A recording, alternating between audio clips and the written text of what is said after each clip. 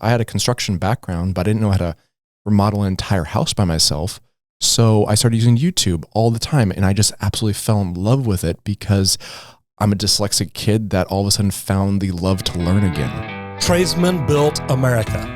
Not policymakers or desk jockeys, but hardworking, blue-collared men and women. Join me, Roger Wakefield, on conversations with some of the nation's most successful skilled laborers.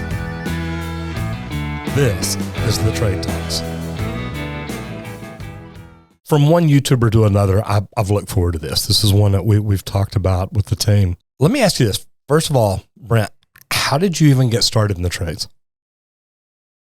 At a very early age, I was always that individual that loved personally just working with your hands. I was that kid that could literally spend hours on end with Legos in my bedroom as a kid. And growing up in high school, always had a construction summer job, being the laborer on the job site, making sure that the job site was clean. And I really just was gravitated towards the trades at a very early age. I love that because I guess it was my freshman years when I really got started as a laborer on a job site. Had a friend whose birthday was right around mine. Actually, two friends that were right around mine. And we played football together. Well, one of my friend's dad was a Dallas police officer. And he helped us get a job, or he knew somebody could help us get a job. And we'd go out to these job sites and clean up on the weekend. Just go through a building, pick up the wood, pile it up, do whatever needed to be done. Well, around lunchtime, we'd always get in this, I'm going to call it a war. And we'd take wood blocks and like chunk at each other. And I was a quarterback, so it probably wasn't fair. But it's funny because I remember still one of my best friends. There's like a scuttle hole where the stairs were going to go, and he's upstairs. He's throwing down at me, and I'm throwing up at him. And all of a sudden he yells, "Stop, stop." I'm like, yeah, dude, I ain't stepping out there. He says, "No, really." He said, "You hit me." I said, well, okay, that's why we're playing. He said, "Yeah, but I think you got me good." And I looked over under the hole and blood's dripping. and literally I hit him with a little 2x4 block right under his eye, on his cheek, and it gashed him pretty good. I think he had to get stitches, but Yeah, with the trades, you always have some rough and tumble play, and you got to keep that in check, as well as the fact that you just got to enjoy yourself when you're physically working for a living every single day. And things like that aren't quite accepted today. But then again, it was the three of us on the job site. There's nobody else there. Yeah, I remember early on in my career as, a teenage kid, literally hanging on a high-pitched roof with one hand, trying to clean out all this debris in a gutter. And my super was proud of the fact that I was brave enough to do it. Oh, yeah. These days, you'd never be able to do that, especially. You're not worried about falling and dying. That's no big deal. No, you're never going to die. Yes, absolutely. So what made you pick being a laborer? How'd you find that? I personally, looking back, and I've done some, personal development and thinking about where I am these days and where I was. In all honesty, I think it's because of the fact that I was dyslexic, and in the classroom, sitting down at a desk drove me absolutely crazy. I hated school. I did well at school, but just because I was a hard worker and I wanted to, do well, but it was never the place for me.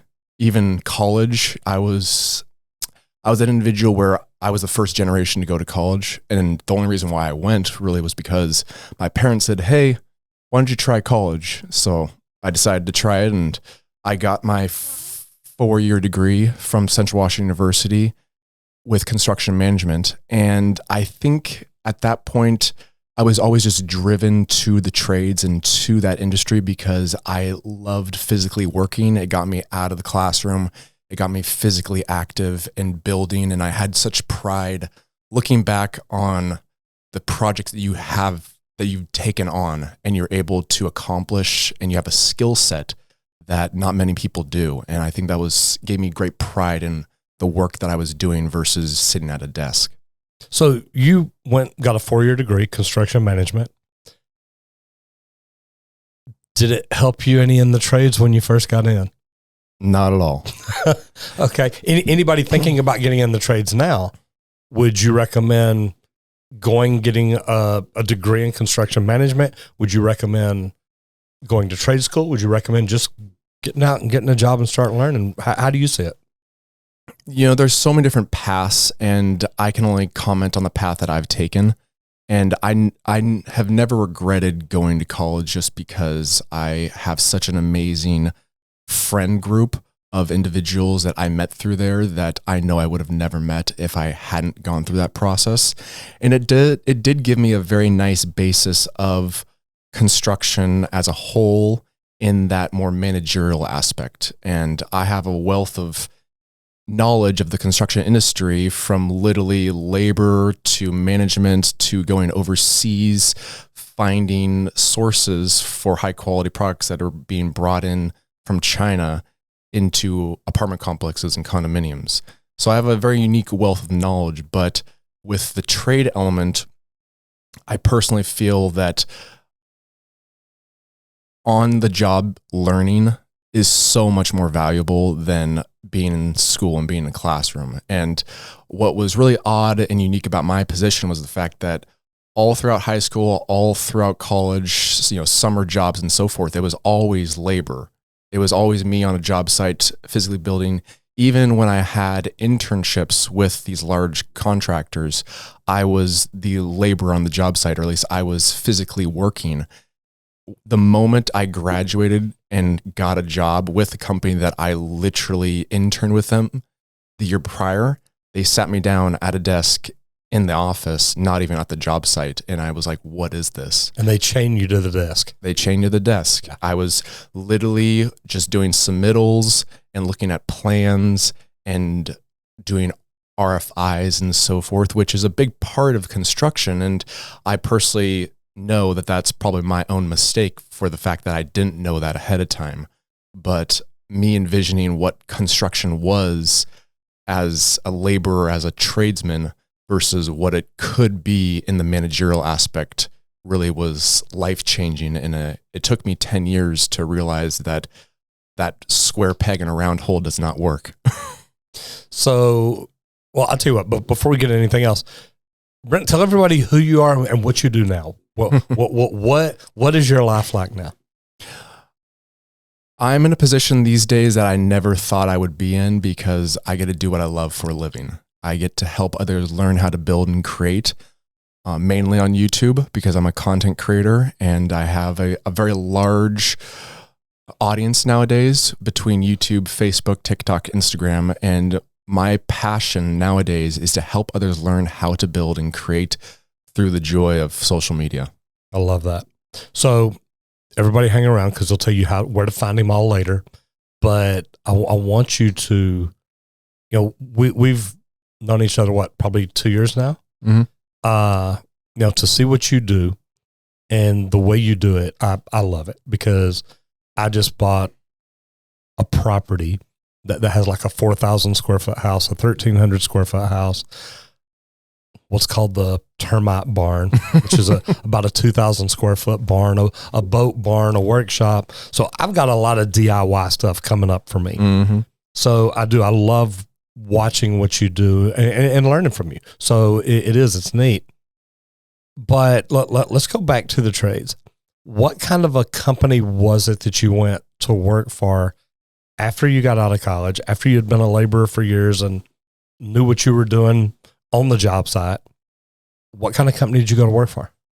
So I went to work for a large GC in the Seattle area called Walsh Construction. It was a great company, but I also note that I graduated in 2008. So we had quite a crash after that. So the summer prior, I was working on $100 million project, this huge complex condominium apartment complex. And I was on site physically doing things around the actual construction site. But after I graduated, they sat me down at a desk in downtown Seattle, not even close to any job site whatsoever. And again, going back to it, that drove me crazy. But a year later, they had to lay me off because of the fact that everything dried up. 08, 09, I'd say they probably had $300 million in projects lined up with over the next year or two. That just stopped. And half of them disappeared overnight. And of course, low man on the totem pole, you have to get rid of a number of people, which I completely understand. And from there, I went to a couple specialty subcontractors, again, in more of the PM project engineer role, managing that aspect because that's what my degree gave me. And that's where I kind of found myself, not physically working, but that's where I found my role in construction. Again, I didn't enjoy it, but that was my path at that point. Did you stay with GCs all the way through your career then? I stayed with GCs and subcontractors throughout a good portion of my career. I landed in a position with a supplier, actually. It was basically a startup. They had their own division in manufacturing overseas, and they wanted to start up a construction side of the business. Okay. So all of a sudden, I found myself traveling to China, to Malaysia, to Singapore, and actually bringing quality goods like sinks, door hardware, shower doors, anything you'd find in an apartment or condominium that had to be brought overseas for these projects. And I actually really enjoyed that portion of my time just because it gave me such a unique experience in the construction trade and how these products actually get to a job site, because I personally know exactly how that faucet is made, exactly how that sink is made. And I really love the learning process of knowing how something physically is produced when we take it for granted. I love that because I've got a manufacturer now talking to me about doing a sponsorship brand deal over on my YouTube channel, over on the other YouTube channel. And one of the things I told him is I want to see how it's made. I did that with Charlotte Pipe, going into the factory and seeing how they turn this powder into pipe. And it's like, okay, this is really pretty cool. So to see stuff like that and understand the logistics, the supply chain, how does it move from here to here to here to here? But then again, with me being a lead AP, I'm like, wait, why are we buying stuff from 20,000 miles away when, man, we can measure stuff here? And I know it's not 20,000 miles, people, but it seems like it sometimes. But I mean, literally, like when you're a lead AP and working on a lead project, you're like, how do we source this material within 500 miles of us? How do we source this material within 250 miles of us? Because all that leads to the carbon footprint. So, I look at it too, and I had to learn it from being a lead AP. How interesting is it though? I mean, we've got a lot of people that are thinking about getting in the trades, people that want to become better tradesmen, start their own business, start their own companies and use social media and networking and everything to grow it. Being in the trades is not just having your hand on a pipe wrench, turning pipe every day. You're still in the trades. And even then, you're still in the trades as a general contractor. Then as, man, what was your official title then? In what position? When you're bringing materials over for apartments and stuff like that? I was procurement. I was procurement, brand manager. I was still actually in the trades, I was still in construction. No, you are. I mean, you're bringing material in for plumbers to work with. I'll put it plain and simple. I had a lot of roles in that company, but I was still project manager because we not only brought over these goods, but we actually physically installed them on the project. So I was managing a team of 20 people, installers and facilitators, making sure that was actually being installed properly through a 300 unit apartment complex. Wow. That's pretty cool. That is really pretty cool. Yeah. And it gives you that side of the business really gave me a lot of pride to realize what I was capable of in terms of leadership and in terms of also knowing how leadership is so important, because specifically with that company, there was poor management from the very top.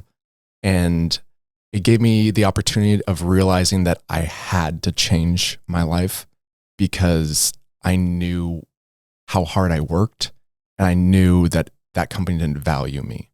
And so I quit my job back in October 2019 to really not pursue content creation, but pursue the trades, because that's what gave me pride.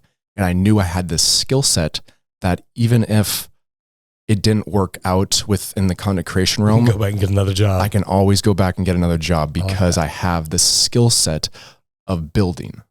So let me ask you this. You said that you worked with a company that had poor management. We've all been there. What did you learn from that? I learned a lot. And when you're in the just professional career, you realize how few true leaders there are. And the aspect of being mindful of these individuals that work for you and how you come across and your actual physical well-being can be devastating just by someone that is mentally draining. And I remember like actually having physical ailments just sitting at a desk because of how much stress I was under. And when I quit my job and actually physically worked, all of a sudden those went away. And it showed me how much stress I was under poor management. And you're doing social media all by yourself, and that doesn't stress you? We'll talk more about that in a minute. But I mean, for our conversation last night, it's like, dude, if I was doing all this by myself, I'd be pulling out all my hair, but that's already happened. So, it's kind of funny to look at it that way. But okay, so let's talk about that, because there's poor management. But then there's amazing management and great mechanics, technicians. How important is it to try to be, I want to say great. How important is it to try to be the very best? The very best is kind of a general term, obviously. Mm-hmm. And I think it's more about making sure that you're always in a positive mindset. And I realized that because as of recently, back in November of last year, I had the opportunity to work with 15 other content creators in the DIY home improvement space. And it was the first time that since I had actually quit my job, I was in a managerial position because I was the one with the most construction experience and I was managing this crew of 15 to 20 people. Mainly content creators, but in the trade industries. Mainly content creators, but we were physically building. So we built within 1 week. It was a crazy opportunity. Within 1 week, we had to build a 50-foot long deck, a tiki bar, tiki hut, outdoor kitchen, turf yard, numerous other things. And you can come do that at my place anytime you want to do that again. I'll give you a week. Yeah, there you go. With that. I like that. But I told myself before I took this on that I wanted to make sure that I had a positive mindset the entire time. And I wanted to make sure that I led these individuals the way I wanted to be led prior in my past positions.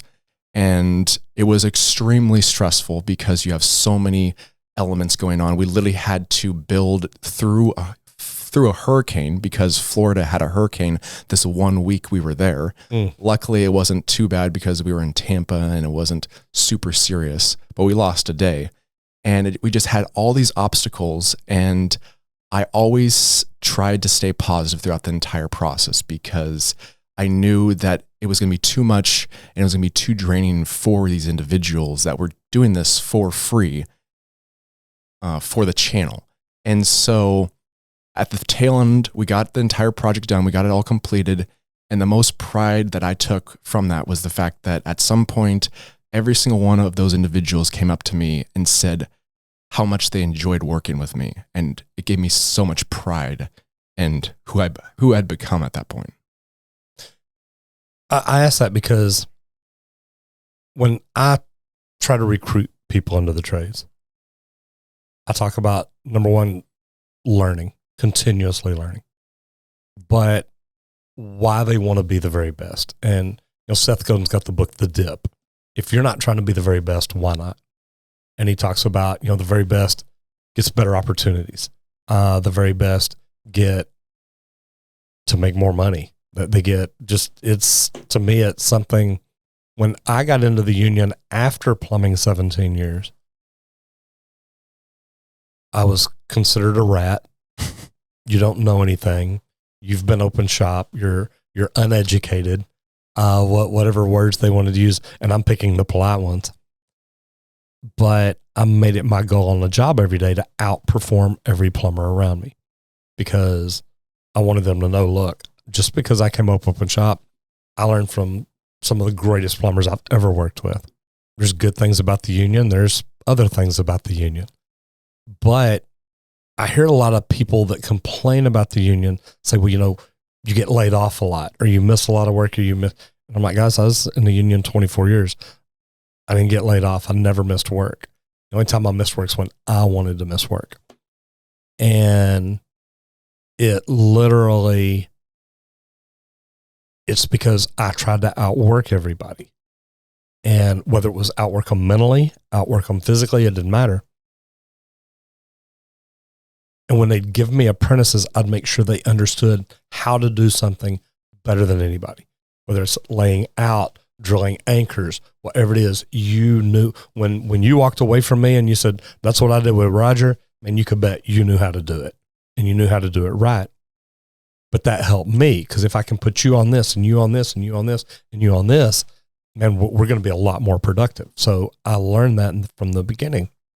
I always teach people getting in the trades, try to be, even if it's just a mental mindset, be your very best. Do that. Do everything that you can do each and every day. I didn't really start learning about leadership, management, Think and Grow Rich, Rich Dad, Poor Dad. I didn't start learning anything about me and growing me and becoming a better me until like 6 or 7 years ago. And now I'm like a sponge. It's like, oh my gosh, I want to learn anything and everything. There's there's something that you said prior that is so valuable and important, and not just being the very best, but always continuously learning. And that has been my mantra from day one as a self-employed entrepreneur, because I have always been that individual, even at a very early age, of always wanting to learn how to do something, always continuously building upon yourself. And that's something that I take great pride in, because number one question I get all the time, especially on my content creation side, is how do you know how to do everything? I didn't. YouTube. Yeah.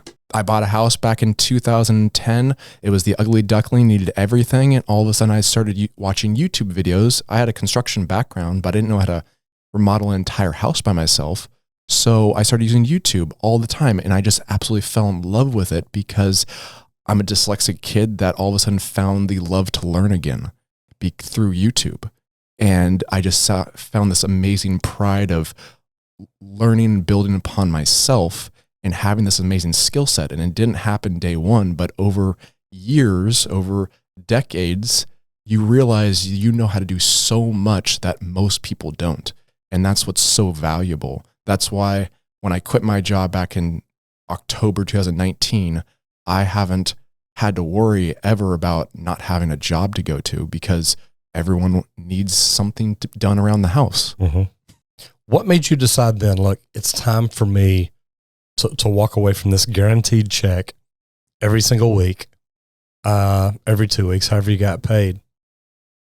What was it that clicked that made you realize it's time for me to go do me? The company that I was working for made it very easy for me. I was an individual that I literally brought this company that was making $100,000 a year, because it was basically the stepchild of what the main company was. Mm-hmm. And within a year or two, we were banking $1.5 million, and they still wouldn't give me a raise. They still wouldn't give me a bonus structure. They still wouldn't lower my hours per week. And I gave them so many opportunities to stay with them. And I realized that I had so much value in what I had done. And it was so hard for me to give that up because of the amount of work that I put into that company. And again, if they even offered me anything, I probably would have stayed longer. Right. luckily they didn't, because that was by far the best decision I could have ever made for myself. And at that point, I quit. I still vividly remember the night before I put in my 2 weeks notice and just tearing up to my wife, realizing that I was going to change everything. And I didn't know what I was going to do, but she had so much belief in me and knew how hard I worked that she knew no matter what I did, it was going to be successful. That part's amazing. So what'd you start doing? You walked out on your own. What was your career choice to start all by yourself? So I envisioned that, okay, I quit my job. I can put more time and energy into physically doing these projects because I love the trades, and I can also spend more time content creation. I quickly realized that all of a sudden I had that mindset of always having a continuously check coming into the bank account every single week. That's kind of a nice thing to have. Of course.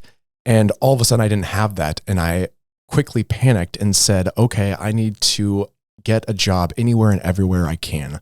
So I didn't probably do any content creation for a good 3 months because I took on 3 bathroom remodels, 2 kitchens, a deck, all within a very short amount of time. And I was just going job to job to job to job to job, working my butt off because, again, I didn't know when the next paycheck was going to come, as well as the fact that 1 month after I quit my job, my wife, of course, told me she was pregnant with our first. And so then, perfect timing, realizing that, I need to spending more time at home was not a good thing for you. No. But then again, it was a great thing for you all at the same time. Of course. The only thing that really kind of repositioned my business was COVID, because I had this extensive backlog of content creation on my YouTube channel, but all of a sudden I couldn't get into anyone else's home. Luckily, I had this backlog of content creation, and so all of a sudden my content creation exploded because everyone's stuck at home doing their DIY home improvement projects. That was a really nice transition because of the fact that I still had a revenue stream at that point. And even if I didn't, I knew that people in the trades were still having a successful revenue stream because no matter what, construction was always going. I think in the height of March 2020 COVID, they might have shut down the construction sites for a week or two, but they were back. They were back the very next week. I thought that was funny because, we were studying essential. What is essential? And long conversation. I completely get, look, we're a residential service plumbing company. I get that. If there's a homeowner that's home and they don't have water, you know what, that's essential. You need that. HVAC, electrical, I get that. Residential service providers, that's essential. But the fact that we still need to be working on the new Hyatt in downtown Chicago with full work crews riding buck hoists up and down and sitting together around break tables, and it's like, okay, guys, well, wait, why is that essential? Just because plumbing is essential doesn't mean it's essential to build a new building. And I thought that was funny because that was nationwide. New York shut down, locked everything down. California did the same, but construction's okay. We can do that. So anyway, that was kind of funny to me. But it's nice because you had all these projects around your house that you could video. Yeah. No, it was a perfect transition for me personally, just because the fact that, again, video views were skyrocketing, and I just pushed all my cards into content creation at that point, because not only was it generating revenue, but it also was the passion that I had in myself to build and be a part of the trades and actually teaching others how to build. Because if someone goes to my channel, especially my YouTube channel, and watches any of my videos, they're very tutorial based, very detail oriented.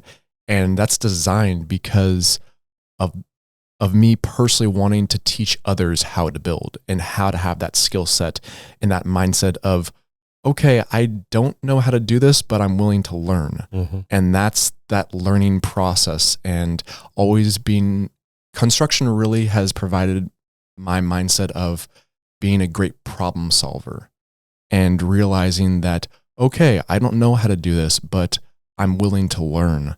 And that is a mindset that not everyone has, but a lot of people in the construction trade do. It's funny. I've actually got it on the inside of my wristbands here. It says, blue collar workers are the original thought leaders. And, everybody says, well, prostitution's the oldest profession. Well, who do you think built the bed and the cabin that they were in? That's right. So, let's think about this. But it's really funny because you took a bad opportunity, or not really a bad opportunity. You took the cards that were dealt to all of us. Yep. So, okay, how do I double down on this? And I'm like you, my views exploded, but I make videos teaching people how to fix their own plumbing. That's how I started out. And when it exploded, we hit 100,000 subscribers on our YouTube channel. Ordered the silver play button within like 3 days because I had the link, I had the click, boom, boom, boom. By the time it came in, we were over 200 or over 250,000. Yeah. And it was just like literally, we'd go eat lunch, and at that time it's all vanity metrics. I admit it open-heartedly, but it's like it was just growing like crazy. And you'd go look at your numbers and you'd set them down. You'd order lunch and they'd bring out, your appetizer, your soup or something. And you did it and you look down and be like, oh my God, we just got 1,000 more subscribers. And it was like, what is happening? Yeah. And it was literally that fast. It was freaking crazy. During that time in your beginning, what is your favorite video? What did you do that you were just like, man, I got that. That is cool. There's 2 videos that come to mind. One would be the video that really got me into the content creation realm, because I couldn't find a video on a specific subject, and that was how to grow grass, basically. And I wanted a video that was literally weeds and dirt to full-on beautiful grass yard. And I couldn't find a nice quality video that had that entire structure that I was looking for. And that wasn't the first video I did on my channel, but that was the one that got the ball rolling of like, okay, maybe I should really try and do this to help someone else because I can't find this anywhere. And that, again, luckily was the first video on my channel that ever reached 1 million views, as well as the fact that that was also a video that exploded when COVID hit. And that was a really, really nice transition. And I look back on that video of really seeing where the genesis of my channel has come from. During COVID, the one project that I knew I wanted to take on that I thought was going to explode was how to build a shed. Because you go into Google, you go into YouTube, 2 biggest search engines out there, you type in how to build, one of the very first ones that pops up, how to build a shed. Love it. I didn't have any room to build a shed in my backyard, or at least I didn't want to.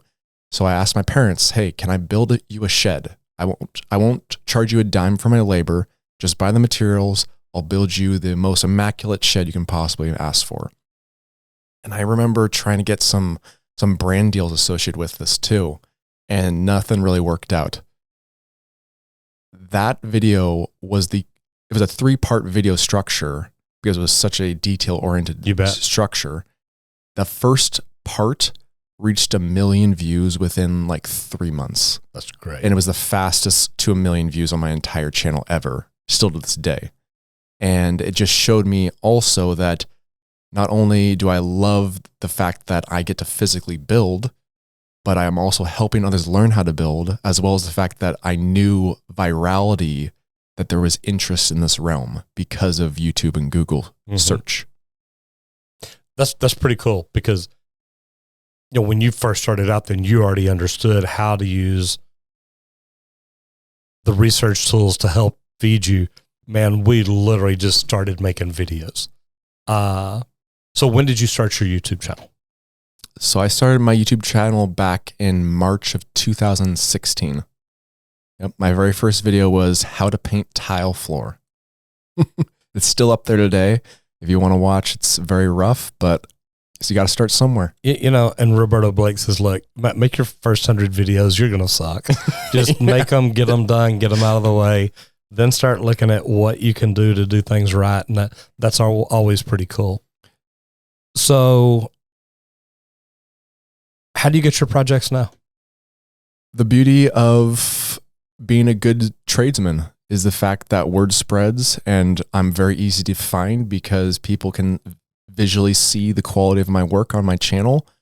So that's a very nice representation of what I do and the quality that I produce. And so literally they come out of the woodwork. It's majority at this point, in all honesty, family and friends. And if I had to go elsewhere, I would, but I don't because I'm continuously busy. And this has been since 2019. That's a cool deal. If there's a tradesman up in your area, and I just say in your area, anywhere, and he called you and he said, Brent, look, I'm just a plumber. I'm just a roofer, just an electrician, whatever it is. I'm thinking about starting my own business. What advice would you give them? I personally would say that how are you trying to improve upon yourself every single day? And again, going back to that adage of always be learning, always improving upon yourself, your skill set, because the people that, you know, in the trades, it's seemingly anyone can find a job because it's so valuable. And there's a reason why people are spending insane amount of money on their home remodeling projects because they can't do it themselves. Oh yeah. But to be the best, like you said, to be the very best, you have to continuously build upon yourself. And that's the element that I always tell any individual, no matter what trade they're in, no matter what area of work they're in. What are you doing to improve upon your skill set every single day? Because those little increments of improvement will go vastly beyond what people are able to do, even if it's a small increment every single day. And I think I spoke at my college graduation last year, which was very prideful of me, or I had great pride in it. You bet. And especially coming from, a dyslexic kid that was going into construction. I never thought that I'd be the actual guest speaker at the graduation. But there was a quote that I had in there, and it's from a Canadian astronaut. I forget his name off the top of my head, but he stated in a podcast that if you're not learning and you're not building upon yourself, you're just in the process of dying. And it resonated with me so much, and it was so impactful when I heard it, because if you're not building upon yourself and you're not becoming a better version of yourself every single day, it doesn't have to be large swaths, but just interested in learning. Watch a YouTube video, read a book. There's little increments you can do every single day to build upon yourself and continuously learn. You're just in the process of the next day, in the process of dying. It's funny because I've never, and I've heard it that way before. If you're not learning, if you're not growing, you're dying. Most tradespeople, licensed tradespeople, professional plumbers, HVAC techs, electricians, we get into the trade to become a plumber. And I know I did this for years, and I know a lot of people that are still doing it. We get in the trade to become a plumber. Once we get that license in our pocket, we're like, I'm a plumber. That's what I got in this to be. Now I are one. And it wasn't until probably when I got into the union, I started getting all my endorsements for my master's license, got my master's license. But the more I learned, the more I loved learning. Mm-hmm. And In high school, I mean, I passed with a 70. I knew what I had to make to pass. That's the work I put in. Sounds pretty familiar. It was like, I mean, I still remember my art exam. I know that sounds crazy. My senior year, I walked in and there were 10 questions and I answered the first 7 and turned it in. And Miss Nelson looked at it and said, so what are you doing? You're not done. I said, I'm done. Because she said we could go as soon as we were done with it. And she says, Roger, you've got to make at least a 70 to pass. I said, I made a 70. She said, how do you know? I said, well, I got them all right. And she said, you know, you really should just sit down and do the other ones. I said, look, I'm ready to go. But I knew what I had to make to pass. And I did. And I hate myself for that because it's like doing the bare minimum. Yeah. And that's what so many people, you know, I teach people now about trying to be the best. It's easy to do right now because nobody else is trying to. Most people they're just like, I'm here for the check. Let me come in, let me do what work I got to do and go. And I try to tell people, look, if you will come in and, you know, they talk about it in Think and Grow Rich, over deliver. And when I show up as a plumber for a customer or a plumber on a job site, I want to be the guy that over delivers. I want to do more than they expect. I want to do it better than they expect. I want to be more polite while I'm doing it. I want to do something that makes them say, wow. And that's what I try and teach people is, look, you do that. And when you're on a job site and it's getting towards the end of the job, you're the last one they want. Like, look, you will do anything. Come here. You're not going anywhere. And to me, that is so good because I don't think we're teaching tradespeople that these days. And it's so easy for us now, especially with YouTube and stuff like that. About 5 years ago is when I really started learning. And now I learn every day. I don't stop. It's like, man, what else can I learn? What else can I do? How did you learn to do YouTube? Just like all of us, trial and error. The old adage of, what was that, 10,000 hours? All of a sudden you become an expert. Well, I continuously produce content.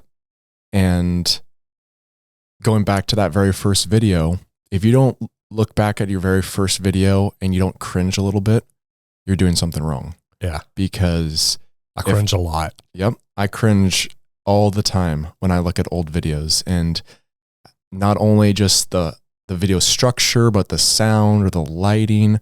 There's those little elements of where I am now and hopefully where I will become later down the road, because yeah, my videos are good now, but hey, who knows what it could become better down the road. And hopefully I still, a year from now, I look back on the videos I'm doing right now and I cringe a little bit.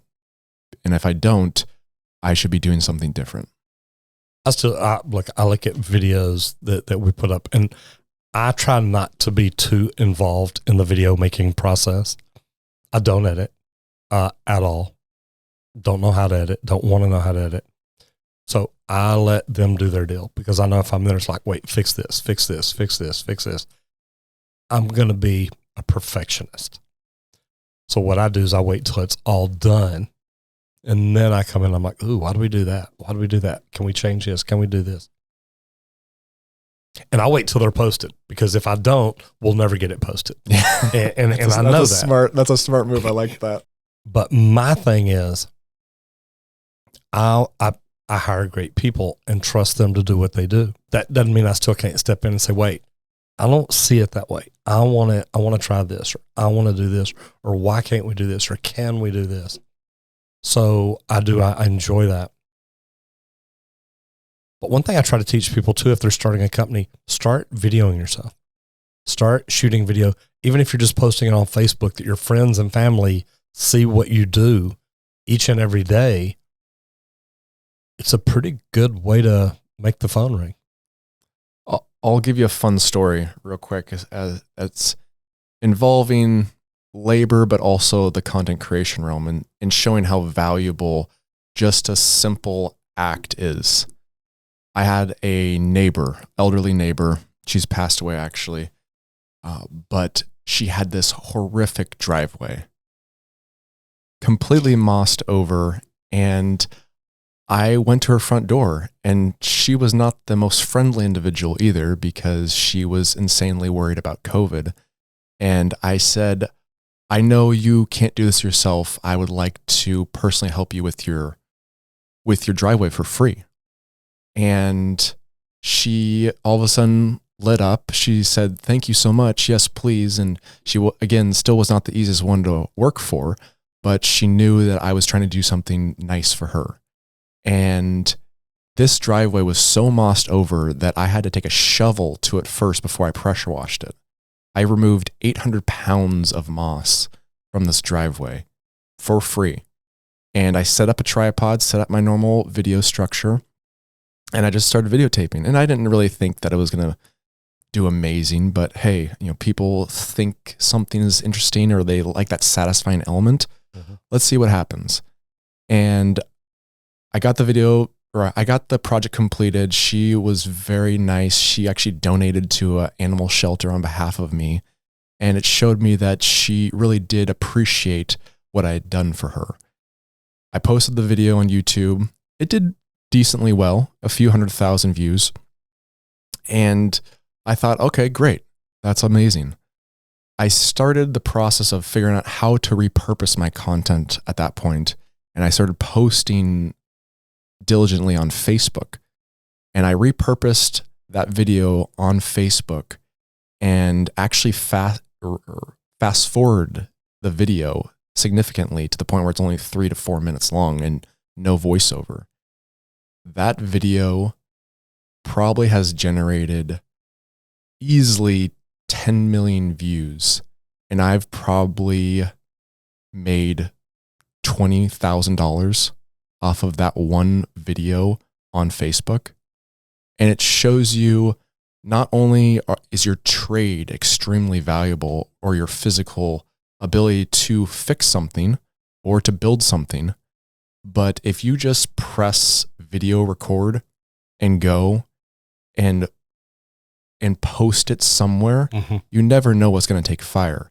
The element of, I forget what his channel is right now, but he's literally a landscaper that is destroying on social media, because he finds the worst of the worst yards and he fixes them up for free. Oh, that's cool.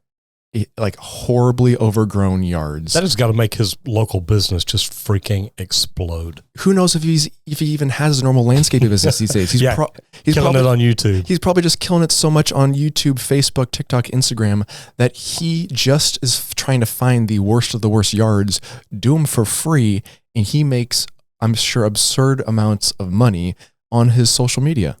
And again, that was his trade. That shows you how the power of social media is, because all of a sudden, when you're your entrepreneurial self, you realize that you need to hunt for revenue. And when you're doing the 9 to 5 and you're working a job just as there's nowhere to hunt. There's nowhere to hunt. Yeah. It's just like, okay, I'm getting paid today. I'm not getting paid now. I want to get paid every single minute of the day. And that's now my entrepreneurial self.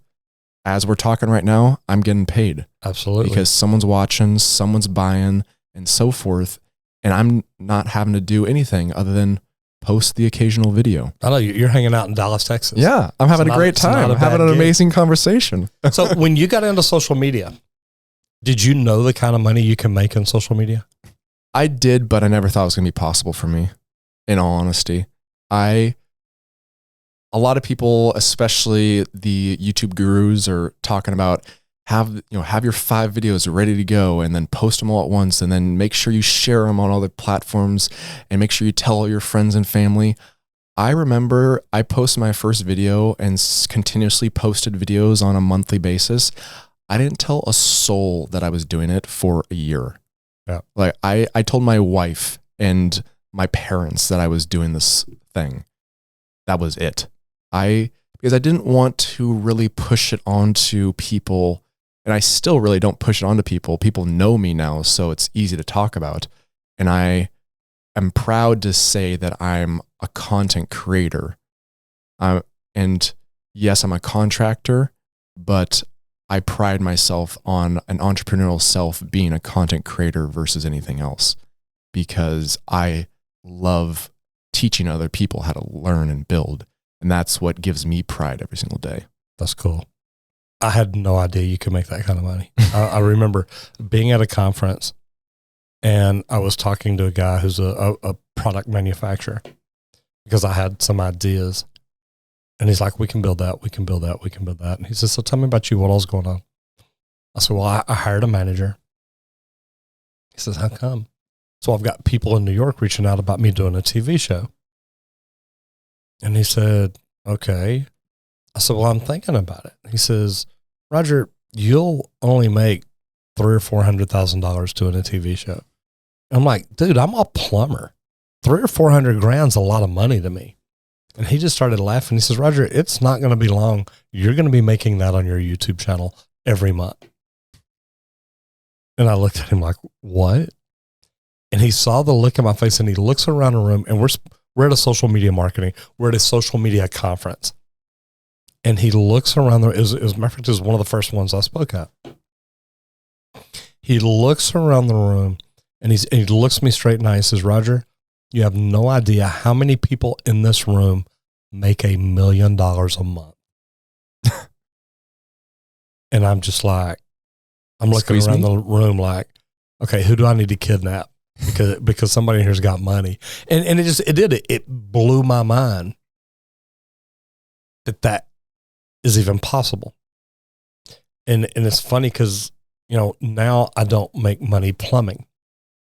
I make money doing videos about plumbing. Mm-hmm. We just bought land for a training center. We're doing all kinds of cool stuff.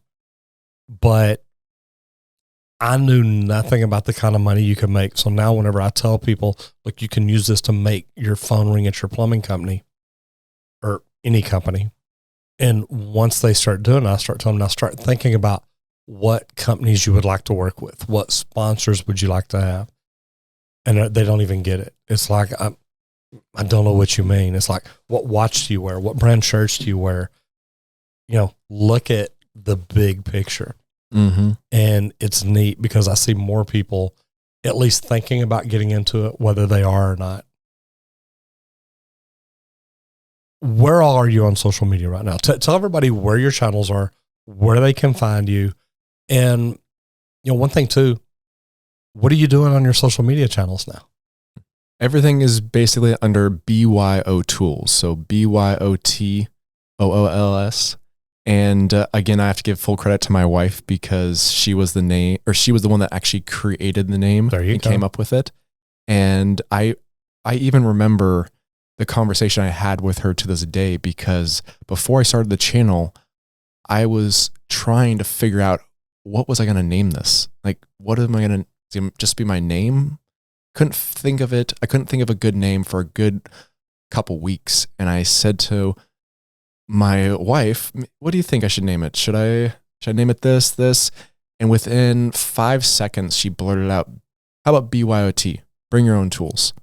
And I couldn't believe that had come out of her mouth, because I was like, that is absolutely perfect. And have you been sitting on this forever? What's going on here?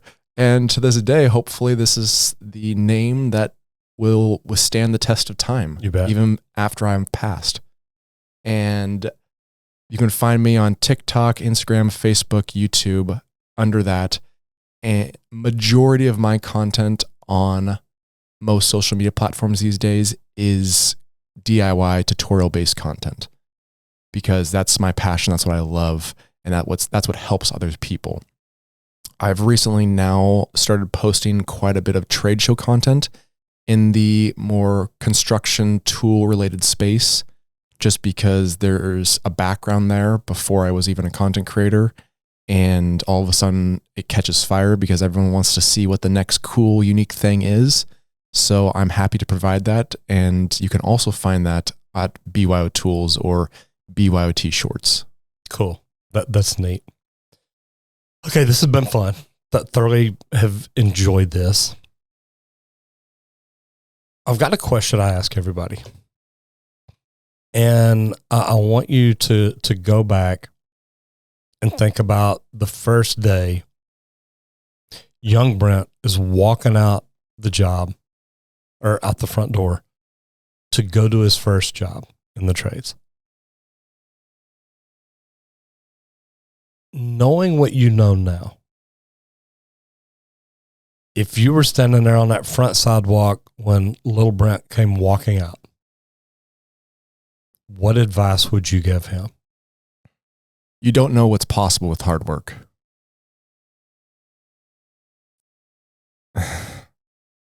There's a lot of people in this world, and the hard work element doesn't hit everyone. But I feel personally, especially in the trades, people understand a hard day's work and know that mindset doesn't correlate to everyone. And I had good people in my life, that good individuals that represented hard work for me. And I think knowing that and always working hard no matter what instance you're in, no matter how difficult it is, I think that would be very impactful for a young Brent, because yeah, I worked hard, but I was always so stressed out when working with other people or working with companies that didn't respect you. But realizing that always working hard, no matter how bad a job is, that can lead to better things. And that will provide grit and resilience within yourself. Because if you have that grit to get through those hard days, even if they're bad, you know it's going to make you stronger in the end. And being mindful and open-minded of opportunities down the road, because you don't have to be stuck at that dead-end job, but you do need to work hard no matter where you are. I like that. This has been good. Very much so. Thank you, sir. Thank you.